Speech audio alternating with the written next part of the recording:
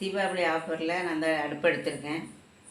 உங்களுக்கு பிடிச்சிருந்துன்னா கமெண்ட் பண்ணுங்கள். நெல்லை அம்மாச்சி சமையலில் இன்றைக்கி கேரட் அல்வா தான் பார்க்க போகிறோம். ஒரு 3 கேரட் எடுத்து நல்லா கழுவி சுத்தம் பண்ணி தோலெல்லாம் சீவி இப்படி சீவி எடுத்து வச்சுருக்கேன். அந்த மாதிரி இப்போ இதை அரைச்சி எடுத்துக்கிடணும். இதுக்கு 3/4 கப்பு சவ்வரிசி, இதையும் வறுத்து எடுத்துக்கிடணும்.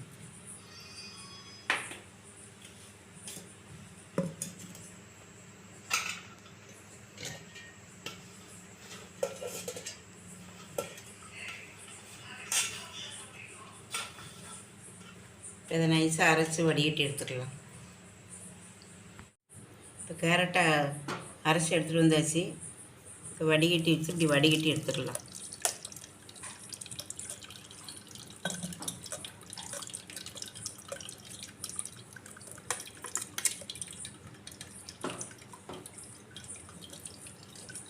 இப்படி நல்லா கிளறி விட்டால் நல்லா சாறு நல்லா வந்துடும்.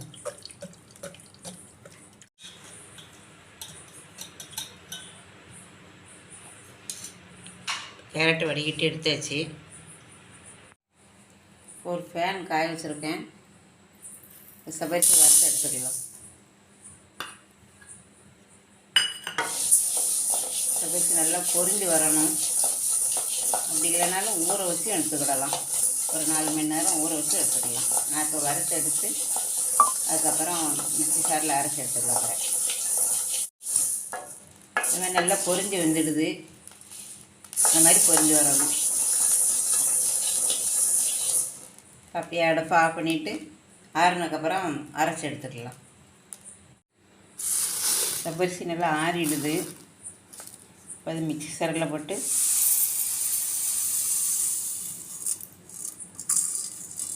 நல்லா நைஸாக அரைச்சி எடுத்துட்டு நல்லா அலசி வச்சுக்கிடணும். ஒரு கடாய் வச்சுருக்கேன். இதோட அந்த வடிகட்டி எடுத்துக்கலாங்க கேரட்டு. அடுப்பு ஆன் பண்ணலை. சப்பரிசி அது போட்டு கலந்து ஊற்றதுக்கு பிறகு தான் ஆன் பண்ணி கிளறி இருக்கணும். இவ்வளோ சக்கரை இருக்குது வச்சுங்களா.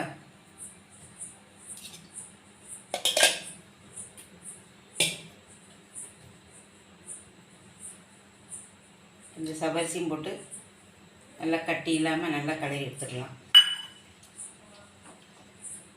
அதில் இப்படி ஆன் பண்ணிட்டு போட்டால் கட்டியே விடும். அதுதான் இப்படி பண்ணிக்கணும். இப்போ நல்லா ஒரு 1.5 கிளாஸ் தண்ணி விட்டு நல்லா அப்படி கரைச்சி எடுத்தாச்சு. இப்போ அடுப்பை ஆன் பண்ணிவிட்டு நல்லா கிளறி விடணும். சவ்வரிசியும் கேரட்டும் நல்லா வெந்து வரணும். கைவிடாமல் கிளறணும்.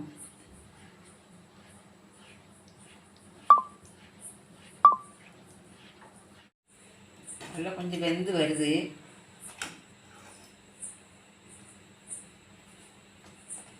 ஒரு 3/4 கப்பு சீனி போட்டுக்கலாம்.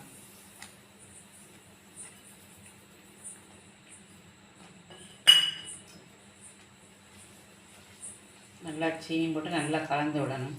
இன்னும் கொஞ்சம் நல்லா வெந்து வந்த பிறகு கொஞ்சம் கொஞ்சமாக நெய் விட்டுக்கிடணும். நல்லா சேர்ந்து வந்துட்டு ஒரு ஸ்பூன் நெய் விட்டுக்கலாம். நெய் விட்டு நல்லா கலரணும்.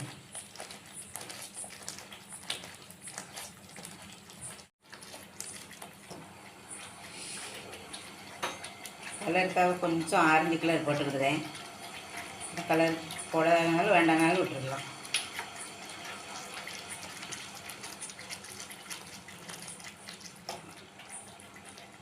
இன்னொரு ஸ்பூனு நெய் இருக்குது, இப்போ அதையும் விட்டுக்கலாம்.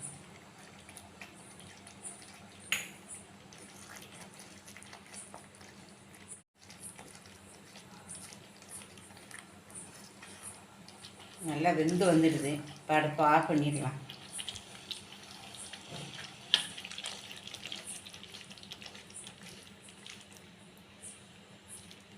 ஒரு கனமான பாத்திரத்தில் இந்த மாதிரி கிளறணும். அப்படி இல்லைன்னா இந்த மாதிரி நாட்ஸ்டிக் தவா இருந்தால் அதில் எடுத்துக்கலாம்.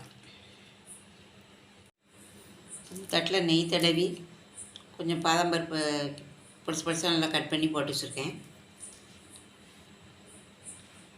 இப்போ அந்த அல்வா ஊற்றிக்கலாம்.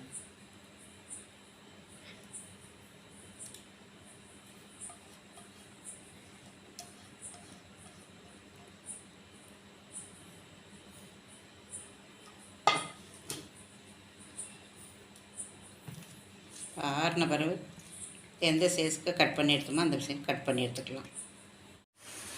மாறிடுது, அந்த சைஸில் எந்த சைஸில் வேணுமோ அந்த சைஸில் கட் பண்ணி எடுத்துக்கிடலாம்.